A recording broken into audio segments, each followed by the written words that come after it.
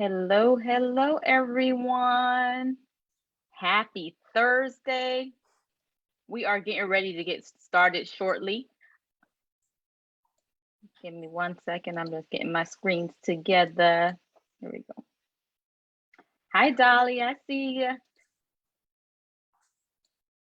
All right, everyone. So we are so glad to be here today. Today, we're going to have a conversation about getting your board in motion. But before we get started, I'm going to just take a few minutes if you want to invite your friends to the group so that they can tune into this and then tag them here. Remember, in order for people to see the lives that we do here, they have to be invited into the group. So please just take a moment, invite some of your friends into the group, and then we're going to get started shortly. Hey, Sarah, I see you. And if you want to start dropping in the chat where you're from, and if you want to start, we can jump right into it. If there's any areas that you believe your board might be stuck in, go ahead and put that in the chat while we wait on others to join us for tonight's live.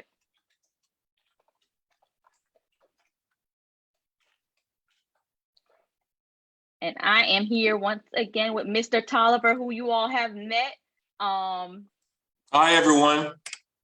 Hey, hey. How you doing? Yeah. So we're going to get started shortly. We're just going to give it a few minutes. If you have any friends, start tagging, invite them to the group. And we're going to get started shortly. Go ahead and drop where you're from. What areas do you believe that your board is stuck in?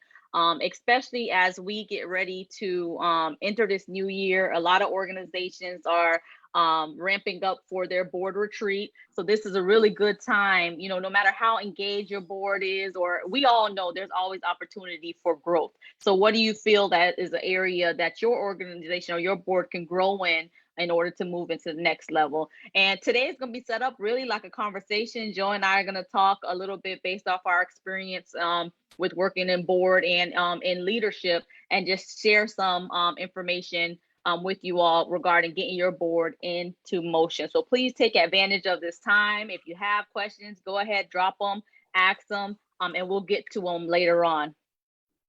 Hey, Taniqua, can't wait to see you next week. And we're going to talk about that as well, because those of you that tuned in last week, we had a very, very special announcement and giveaway that if you invited 10 people to the group, the first 10 people to invite 10 people to the group will join us in a very special strategy session. And we're going to get started shortly. Go ahead and drop where you're from. Taniqua was one of them. So we're looking forward to seeing you, Taniqua. And we still actually have a few slots left. So if you want to keep inviting people, if you are in here watching the live and you want an opportunity to win a slot in our strategy session, go ahead, invite 10 friends in, and that'll get you, we do have a few slots left where we can have a few people join us, okay? All right, let's see who we have.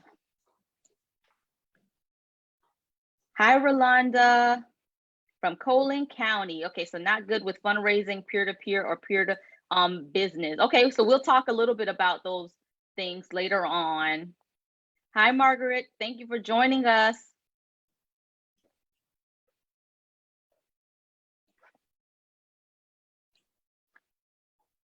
All right, Joe, I'm gonna hop right into it. So you all right, I'm ready. Inviting your friends in. I'll be checking the chats throughout the night. Go ahead, tag your friends in as we go, but we're going to jump right into it because I know you all are probably excited as I am to hop in this conversation about how can we move our board in motion. No matter how, I sit on several boards. I also have, my nonprofit organization board as well, but no matter what, we can always move our board to the next level. But before we start diving into this conversation, I just want to take a moment and just thank Complex 7, who has sponsored a few webinars for us and sessions for us this month. Complex 7 is an online BMW parts and apparel store that provides products that combine quality performance with value pricing. So please check out our sponsor for making this possible, believing in you all and the work that you all do to make this possible for us tonight. So I'm going to go ahead and get started. All right, I'm ready for your questions. What you got for me? All right, so let's just start talking about a board. So many organizations, they're in the process of preparing for their board retreats, and trying to figure out how can we take our organization to the next level this year. This is strategy time, whether it's personal, professional, with your board and so forth. So I just wanted to kind of dive in with some of these questions. And the first question I have for you is, what should an organization that has been stuck with a board that is not engaged and not contributing do? And the reason why, I'm going to back up before you answer that question, is a lot of times I talk to organizations that they got started. They just want to get their mission in action. They just want to start their organization. So they may say, hey, mom, hop on my board. Hey, friend over here, can you come on my board, and just assemble the board. But then the board is not in action. The board's not as involved. It's the executive director or the board chair, the founder, is just doing all of the work. And it's like now they're at the level where they want to move it to the next phase. But what would you recommend for those organizations that got started and now the founding board, it's kind of time to kind of move them out the way, or reinvent their mindset so that the organization can move to the next level? What kind of advice would you have for them? Well, thank you for that. That's a great question. I've had the experience of servicing a board. I've heard experience of being an ED in terms of a board. So my background with board work is probably about 20 years. And so there's all different kinds of boards. But I think the most effective board that I've been involved with is a board that has a plan. Mm-hmm. Oftentimes, our board members are not as active or not as responsive because we don't give them the plan to work with. We're basing our funding, or we're basing our whole organizational structure based on a funding source oftentimes. But we don't necessarily have an overall organizational plan. And I think that's where we run into a lot of challenges. So for me, I think clear roles and expectations are number one in terms of helping boards move to the next level. If you give them actions that they can specifically do, and it may be a time to reassess who you need on your board. Mm-hmm. This may be the opportunity to think about who is supposed to be sitting on this board. And a lot of things that we do with nonprofit enthusiasts, when we talk about board development, we talk about it in terms of making sure you have the right sector sitting at the table. Mm-hmm. In terms of whatever resources or services are based on your mission, what sectors are sitting at the table? Do I need government? Do I need foundations? That's how you start to begin to think about who you need it. So it's not maybe auntie and uncle sitting on your board. Not that you can't have auntie and uncle, because a lot of times we get locked into them. We're filling out the applications. We're thinking, who we can get on our board, and we just need a hot name. But that don't mean that that's the right person sitting in the right seat on your board. And so we could talk about it a little bit more, but I would say more importantly is to make sure you have clear roles and responsibilities and expectations for board members. That'll kind of help them understand what their role is. But oftentimes too, you have to be clear about, and I'll say this, Lasheena, you have to be clear about that separation between staff and volunteer. Mm-hmm. And I wanted to say the word volunteer because I'm talking about your board member, because that person is a volunteer in most instances, right? How the roles and expectations for what your staff, your board is supposed to be the folks who are thinking at the 30,000 feet level, right? They got a 30,000 feet view. They're the ones who are supposed to hold you responsible to what you have in your plan. When you go into a board retreat, you're usually going in a board retreat for two things: to review your budget and to either add to your strategy that you already have or develop your strategy that you need in order for you to meet your budget. So I know that's a long answer for a question, but I wanted to make sure that I got all that out because a lot of people struggle with this idea about who should be on my board. But who should be on your board is determined by your mission and your vision. Mm-hmm. Not necessarily the who's who in the community, but definitely based on your mission and vision, whether they have the will and the capacity to help you fulfill that. I love it. And you know what? And one of the things that I would also recommend to someone who, if you did start out with just putting, board members on paper or whichever, meet with those founding board members, because sometimes it's just a conversation. Because they can also say, I can't, when it goes back to the roles and responsibilities that you talked about, Joe, like sometimes if you say, hey, as board members, this is the expectation, this is the roles and responsibilities and so forth, they will say that conversation, having that candid conversation, they will open up and say, we can't deliver that, or I cannot deliver that. And that might help ease that uncomfortableness of trying to move your nonprofit to the next level, but at the same time, kind of, having that, making it a little bit more comfortable. I always suggest that you should be having individual meetings with your board member quarterly. Yep, that's true. Quarterly, so true. Even if you're meeting them for 20 minutes at the Starbucks that's in their building. Mm-hmm. You should be meeting and constantly talking about your organization vision, the role that they play in it, and how you could tap into their sphere of influence. That should be an ongoing conversation. Yep. That is so true. And that's how you kind of avoid. Also, this is sort of an answer to the question that you asked before. Mm-hmm. When you have these meetings and you're building that friendship or that relationship, I call it friend raising. You definitely what you're doing is you're developing a champion in your board. When you go in and get something voted in, you already know that board member's perspective because you've been talking about your work with this person, your new ideas and what they want to bring to the table and what thoughts do they have. So you already know whether this person is going to go for it or they're going to be, the person who's going to always make you go the extra mile to get it done, because you will get it done. Mm-hmm. But it's that balance also in between. You don't want your board to rubber stamp everything that you got, right? Everything you put in front of them, they're just supposed to rubber stamp it because it's you. You don't want that. That could really lead you down a dangerous foxhole that you won't be able to get back out of. You need your board to hold you accountable to your plan. Now, if you don't have a plan, then I don't know what to say. You know what I'm saying? There's nothing really that can hold you accountable. That's why we're here, look. Yeah, that's why we're here. You got to have a plan. You got to have a strategic plan. They say if you write it down, anybody can pick it up and take it and run with it. Mm-hmm. But you got to, and also I always say, your board, when you give them the plan, they know what you're doing. They know and then they know what their expectation and what their role is. So mm-hmm. It's clear. Now, if they refuse to do it, then you talk about, how do you move them to a place where they can really thrive? That might not be your agency. That might not be your organization.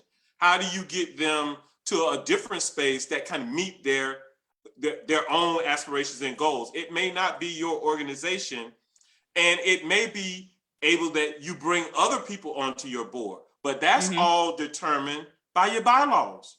Mm-hmm. May not be the same bylaws that you invested in just to get your 501c3, but you got to have a set of bylaws that reflect your mission and vision and your plan.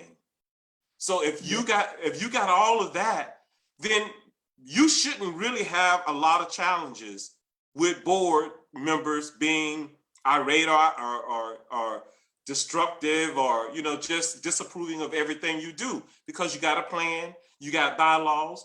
You can add board members if your bylaws allow you. If your bylaws don't necessarily say that, you can go to your board and ask your board to amend your bylaws so you can add board members, and you can start the process. And as you could add term limits to your board. All those things are tools that you can use to maximize and to move your board forward. Love it. So I want to go back to a question that was dropped in the chat box earlier from Rolanda. She shared that, and I'm assuming I'm kind of piecing this question together, that what do you do if a board is not good with fundraising or peer-to-peer, pretty much fundraising? Like what can that shift look like, and how do you get your board in action and in motion with that? Well, if you have a board that's not good with fundraising, you need to probably get you a fundraising committee where you seek out other volunteers as an arm of your board to help support your fundraising activities. Mm-hmm. That's your best route. You do have, and it's just bringing on volunteers. You get some people who are committed, who understand how to do fund development. It may be, you may have a fund development system in play. If not, again, Nonprofit Enthusiasts is a place that you can go to get support in that area as well. You build your fundraising matrix, so you know exactly what you're doing. You know how much you're going for. You know what your sponsorships look like. You know what the pyramid is. Who are your pipeline? Who are your suspects? Who are your prospects? You begin to build a fund development system that you put into play that your volunteers can actually operate, and you also carve out a role for your board members. And that carve out may be just introducing, allowing your board members to introduce you to folks that are in their sphere of influence, folks who have the will and capacity to give to your mission. I love it. And I'm just going to say this because I was going to share this earlier. If you all have not been to the fund development webinar with Joe, y'all are missing out. So that's kind of like what, and a lot of that, he talks about that prospect, that suspect, your sphere of influence. A lot of that is covered. So if that is a concern for your organization, how can you grow, you know, in the area of fund development and also on fundraising and get your board in motion with that? Join us in that webinar. We're going to be sharing that information, you know, for you to sign up. We'll be having that webinar on the 25th. And that's something I was going to announce at the end with the updates and so forth, but we'll drop the link so that way you can register for that. It's a free webinar and you definitely want to be there. Okay, so I'm gonna go over. If you guys are getting something from what I'm sharing, would you put a thumbs up for me? Yes. I would appreciate some hearts, it. some likes, some. And Dolly asked a question about should you require your board members to fundraise? My answer to that question, Dolly, is how can they ask somebody else to give to your mission and they're not willing to give? That's true. Yeah, I definitely think that's a requirement. Whether that is in in-kind gift or whether that is a extended volunteer time at the event, they got to give something. They can't ask if they can't give. So yeah. And that's something actually you should think about for all your fundraisers that's involved in your organization, even yourself. If you're supposed to be a fundraiser for your organization, what can you should be giving to your organization financially? If you have volunteers coming on board to help you with fundraising, it's different when you also are investing in it as well, you know? You know, there's stages of board development. Organization is really still new in the first 3 years of operations. And so your board is intricate in your early years. They're very important because they really work hard to help drive your mission. I'll tell you one way. They help you, well, at least this is what they're supposed to be doing. They help you develop relationships around your mission and vision. That's what your board does. That's so when you think about adding a board member on, are you going to hire somebody that has no influence or has no sphere of influence or who has no connection to the work that you're doing or who can't understand the mission of altruism or giving? Is that the person you're going to hire? Are you going to bring onto your board as a volunteer? Are you going to bring on somebody you think that could add value? Who could add value to my organization? Somebody, if you have an organization that works with peer-to-peer education, then I want to get somebody who's been a mentor before, maybe to bring onto my board. I want to bring a foundation who gives to kids or children programs on my board. You know, that's how, but if you have your strategic plan, you'll know that that's who you need on your board, because you'll either say, well, I need 6 sectors from the community, or I need 12 sectors from the community. But these sectors are going to reflect what I need in terms of my pushing and moving my mission forward. And we like to do the work on the sectors because it brings the most value, because your board member is like the beacon on a stage light. It puts the spotlight right on your whole mission, and it helps drive not only your operations, but one of the other most important components that we talk about all the time is your fundraising. It's very difficult for an executive director to do fundraising without support. That is not a solo job. And I'll tell you this, and for you who are not religious, I apologize in advance, but even Jesus needed the 12 disciples. Mm-hmm. You know, so everybody needs help. You need those board members. They bring so much value. Love it. All right. If you have any questions, and I'm gonna go to the next question, but feel free to drop those questions in the box, and we'll read them out and we'll answer those questions, because the whole goal of this is to help you as you work on getting your board in motion this year, so you could take your organization to the next level. So drop any questions that you have in the chat, and I'm gonna move over to the next one. A lot of kind of going back to when you initially start out the organizations, or even like for myself, I sit on a board that's a working board. The expectation of the board is not to not as much heavily on fundraising, but more over board members being actively, programmatic and actively involved in the organization's day to day. So I just want to talk a little bit about the differences between having a fundraising board, a working board, and of course, I know a lot of it goes back to that mission, like the mission of your organization. You know, like for instance, that organization that I'm involved in, they when it comes to funding, they kind of have contracts and have a really good relationship where that part is kind of I don't want to say secured, but you know, like that's there. So what they really need more help in is people to actually do the work, you know, with these contracts and so forth. It's still a voluntary board, but and I know there's other organizations, that's how they start. It's not really focused as much as my board being fundraisers, but it's more focused on them just coming in and just helping the founders get the organization off the ground. So how do you transition boards from that working mindset to fundraising, or have a nice balance, I guess? I'm going to answer that question two parts, but I'm going to try to be brief, right? The first part is when you do I'm going to talk about the way the way we can think about it pre-organization starting operations, right? So if we think about it pre that, even though we're doing programmatic work, we wouldn't just have board members that only had expertise or value from the programmatic community.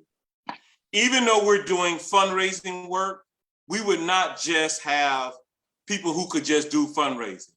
When we think about the sectors, we would have all kinds of people sitting at the table, because now we're thinking about our organization down the road, not just where we currently are, right? And the second part to that answer is, if you had your strategic plan in play, right? With your strategic plan, you know for certain what you need to accomplish and who needs to sit at the table to help you get to that accomplishment, right? Because your strategic plan should carry you 2 or 3 years. So if you don't write in your strategic plan that fundraising is an activity that you're going to be doing, you won't naturally think that you need to have someone sit on your board that have value in the fundraising arena. So it's all about your plan and thinking forward in terms of how you develop your board. I hope I was able to answer that. Nope. Yep. You got it. 2 parts. Yeah. I know that's long, but. And one thing that you often, and I know in conversation, and you mentioned it several times tonight, you talked about looking at 30,000 feet. And a lot of times it's easy for us once we start the organization, and y'all, a lot of the questions I'm asking tonight is questions I had when we first started back in 2012 with our organization. It's questions I still hear to this day when working with organizations. So that's why I'm kind of asking some of these questions, and hopefully it's helping you. If you have any questions, drop them in the chat box. But talking about this 30,000 feet, sometimes, you know, as founders, we get into it because we had a passion. We just want to get the organization started. And then you could focus on, sometimes you could get caught up in the programmatic stuff and forget about, I need money to make this happen, or I need a board to help guide me through this process. And I need, you know, so if we could just talk a little bit about what 30,000, I know we're not going to touch on everything because there's a lot in 30,000 feet. But when we do our day-to-days, we're planning our programs, we're doing this, being intentional and being able to think beyond what we see right in front of us, but the future of our organization and kind of, you know, long term, if that makes any sense. Yeah, I think you're asking for a remedy. I think I hear you asking for or a some remedy. tips. I mean, if you have, I got a remedy. I got a full all right, remedy. all right. I got a full remedy. Listen, Okay. you cannot run your organization just doing operations as an executive director or the CEO. You already lost if that's what you're doing. It can never work. You got to put yourself in position to have that 30,000 feet view. How you get to that position, I often find people on your level and on executive level stuck in a sense of incompletes. You know where I'm going. You're stuck in a sense of incompletes because everything that you're doing, your operations, your 30,000 feet view, is in your head. It's stuck up here, and it really keeps you at the office late because you're running on the wheel.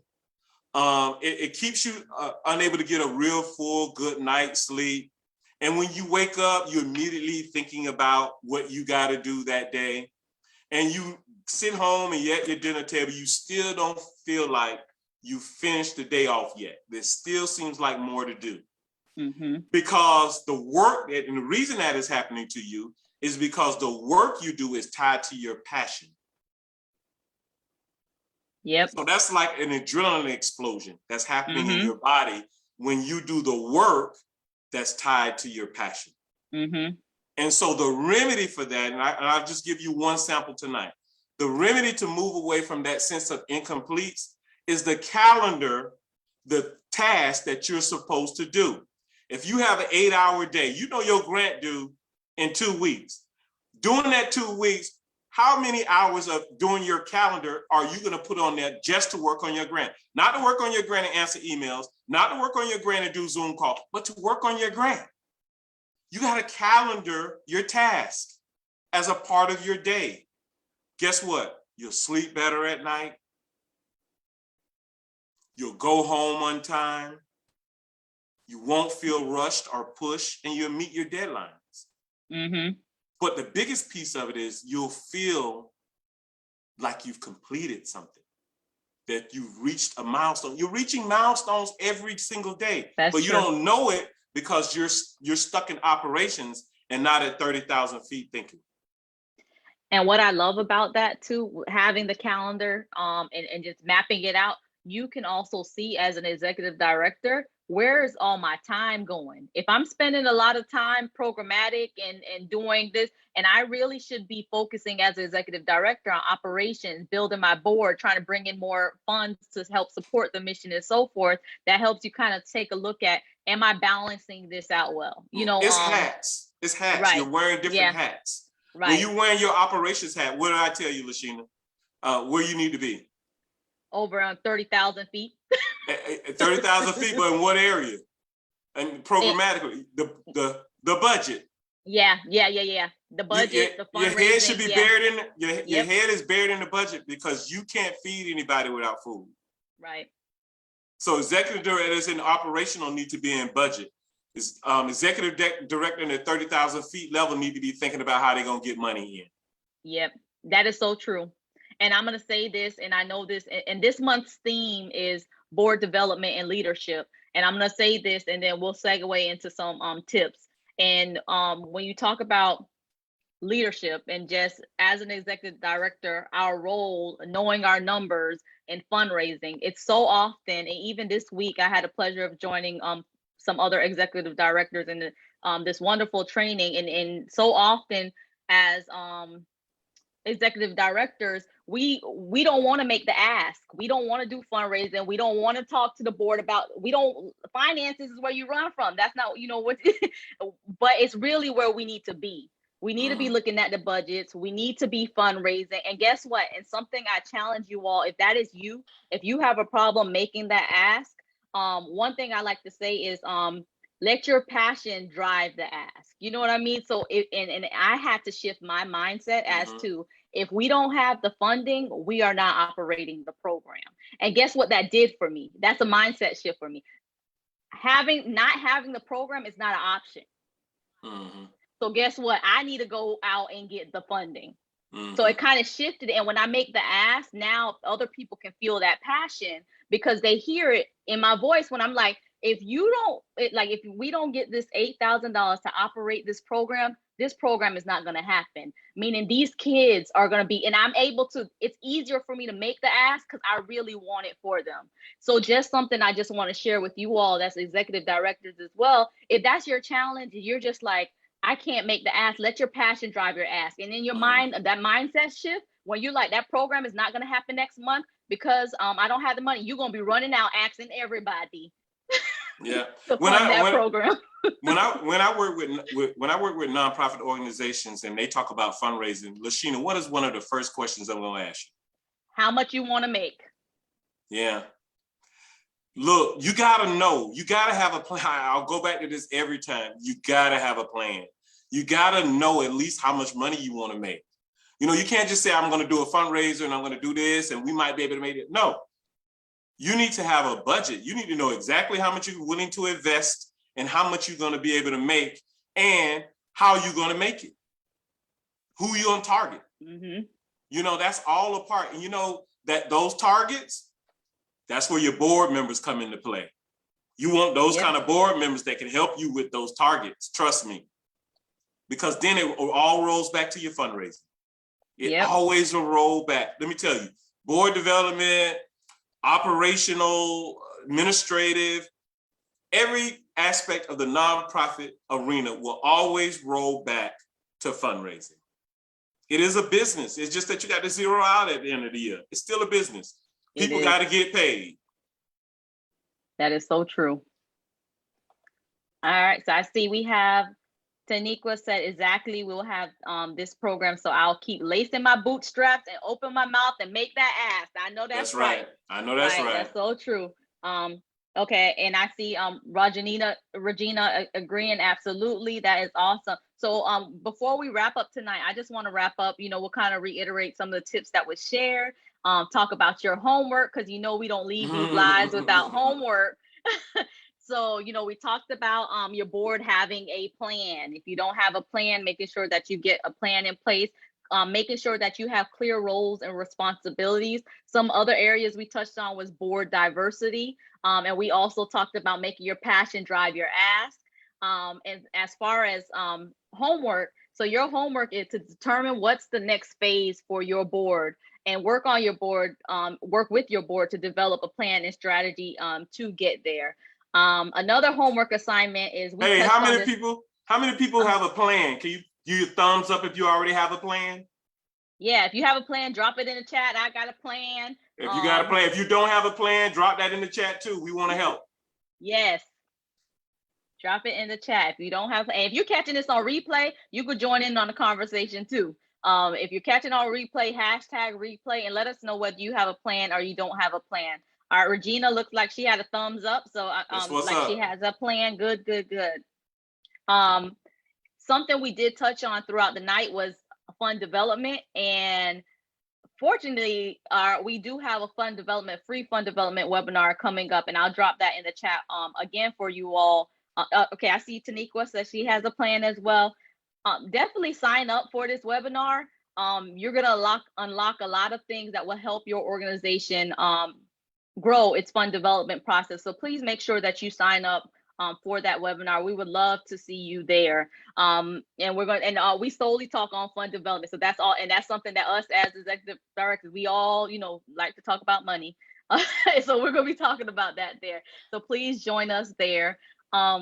Also, just for a few updates before we close out tonight. Last week, Thursday, we launched a very special giveaway, and I just want to congratulate some of our current, and I'm sure this number may have changed while we're in the live, but I just want to shout out Junie with for her perspective, Rajane, we have Taniqua, women achieving victory everywhere. We have Martina. I'm excited, y'all. So they are some of our winners from the strategy session. I'm sure we do have a few more slots. So if you did not, if you want to get in, go ahead and invite 10 people to the group, and then you'll be next in line to get in on the special session that we're going to be hosting. I look forward to seeing you all. It's going to be absolutely fabulous as we plan how to move your organization to the next level in 2022. So we'll be getting together on that. I'm excited too. I see, okay, Rajane, Taniqua, yes, we are so excited and looking forward to seeing you there. So one other thing is, so I always talk about this, and I'm gonna continue to talk about it because I honestly believe in us being better together. And that's why you always hear me talking about how can we get more people in so we can share more information and have more people to collaborate with. So last I checked, I think we were at like 285. And the last time we did this, I think, Joe, you and I was actually on a live, and I set a goal. And I was like, by the new year, I want us to hit 200. And then we found out on live we were at 200. Maybe that will happen tonight. If not, I'm going to set a goal that we were at 285 last I checked. If by next week, Thursday, we can hit 300, that would be absolutely amazing. That means 300 more nonprofit leaders here in the group that we're able to share resources with one another. So please invite different people to the group. And we'll, you know, our goal is to hit the goal. And of course, if you're one of the first that's still within that 10, you'll be able to get take advantage of the giveaway. So that's a you know, 2 for 2 there. So definitely do that. With all of that said, anything, Joe, that you want to close out with before I thank our sponsor, and then, you know, we'll end today's session? No, I guess I could just say thank you for the opportunity to share. Stay the course. Look, you're called to do the work. Just pick up as many tools as you can, figure out which ones apply to you, and keep moving it forward. Hey, they need you out there. And if there's anything that we could do to support, look, we just click away. Yes, love it. Thank you, Rajane. Rajane said we're going to hit 300 goal. Yes, we are, Taniqua. We claim over 300. We sure do. Yes, we do claim over 300 people in the group. Absolutely. So thank you all. And I look forward to seeing those of you that will be in our session. And, you know, we're always here. If you ever need anything, you know, let us know, and we'll see you all next week for our next Nonprofit Live. All right. All right, everyone. Have a great night.